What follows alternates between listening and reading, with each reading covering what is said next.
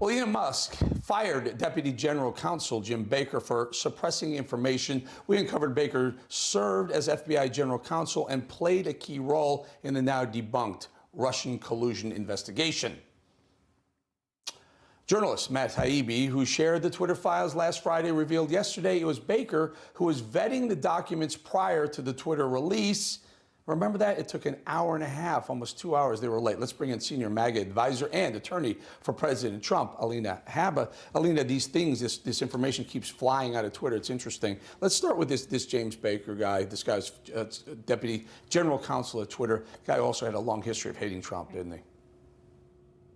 Yes, he did. He was on the witness stand at the Durham trial and gave a lot of information about how he had basically failed to go through normal protocols, Sussman's case, and basically moved on from the FBI once everything came out about Russiagate and the Russia hoax, and decided to go get a job at Twitter. More importantly, guess who got him that job at Twitter? His friends at Perkins Coie. He had a lawyer friend that helped him get that position, only to then help the DNC flag and decide which tweets would and would not go out during election season. You cannot make it up. It's a disturbing realization. I'm sad to see it. I am happy that Elon is taking the risk of being upfront and honest. God forbid, there's somebody in social media that is. But it's important for us to know and see that this is what's going on and has been. So let's stay on that for a second. In the free market, in the truly free market, companies can do what they want. They can hire who they want, and they can, I guess, put their thumb on the scales the way they want. The difference in social media, and here's the difference: Section 230. Section 230 allows social media companies to be kind of a Chinese firewall from litigation. So they're not a real journalism group. Like if someone at Newsmax or Fox or MSNBC, if they did things that were bad, they could be sued for them. That Section 230 puts a prophylactic seal against some of these social media. So they must be fair and balanced. They can't hire biased people like James Baker. That's right. But censorship is a real thing, and censorship has been a real problem for this country, especially during elections. And they really shouldn't be synonymous. You shouldn't be able to censor people that are trying to get information. It's unfair to the American people. It's not about politics. It's about being American. We're supposed to be able to turn on the TV or turn on social media or whatever venue you want to go to educate yourself and get an education. But we're not getting that because we've got corrupt actors moving from one venue to another.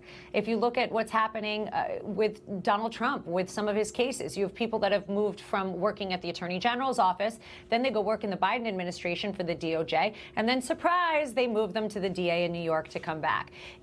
It's a really sad thing that is happening. I'm really proud of Elon Musk, but I have to say, it's not about what has happened. It's about what we're going to do in the future. And if we don't fix it, we will not change the American public's opinion of people and open their eyes to what is and what isn't, frankly. Yeah, how we fix it, though, Lena, we don't have any more guys willing to drop $44 billion on Twitter because Facebook would be like hundreds of billions of dollars and whatnot. I think the only way to fix it is to, expose what's going on. That's what Elon Musk is doing, fortunately. Hey, can I ask you this? How is Trump? You're close to the man. You talk to him, you spend a lot of time with him or talking to him. How is he handling this? Because if it were me, I'd be really pissed off about some of this stuff. Because these are all the things that he said were happening, and they denied any of it was going on.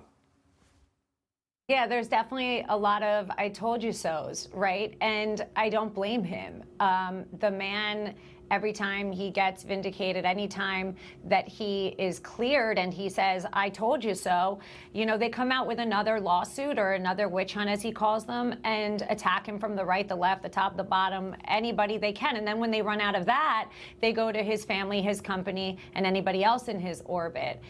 How good can you be? I'll tell you, he's laughing. I spoke to him today. He was laughing. He was in good spirits.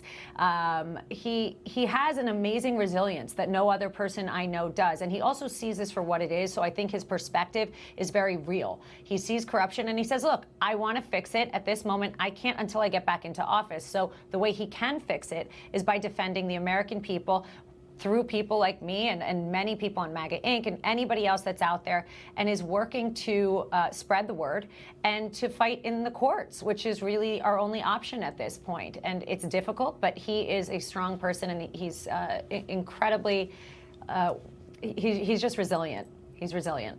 Yeah. Yeah, and he was one. In fact, I bring this up. Leslie Stahl on 60 Minutes said the Hunter Biden laptop story couldn't be verified, and he was sitting down in an interview with her, and he got mad. He got upset with it. I had an interview. I had a town hall with him about an hour after that. He was really mad at her because he knew it was a real deal, and she denied it. And by the way, 60 Minutes and CBS actually took 2 years to admit that the story was even real. So the guy was on to something 2 years ago. And this October surprise crap that they pulled, they did change the face of the election. It's sad. I hope he does come back and maybe fix things if he gets back in the seat to do so. Alina Habba, always good having you on. Appreciate your time. Thanks. Good to see you, Eric. I'll see you again soon.